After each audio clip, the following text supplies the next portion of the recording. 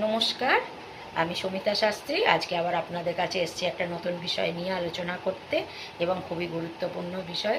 সেটা হচ্ছে যে আপনারা যদি মা লক্ষ্মীকে সন্তুষ্ট করতে চান, মনে করেন এটাই যে মা লক্ষ্মীকে তো সন্তুষ্ট করলে অর্থনৈতিক অবস্থা মানুষের আস্তে আস্তে ভালোর দিকে যায়, হয়তো একদিনে হয় না, কিন্তু আস্তে আস্তে করে মা লক্ষ্মী স্থির হন তার ঘরেতে। মা লক্ষ্মী তো চঞ্চলা, কিন্তু তাকে যদি আপনি কৃপা লাভ করেন তাহলে তিনি স্থির হয়ে যান, বাড়িতে স্থিরভাবে থাকেন।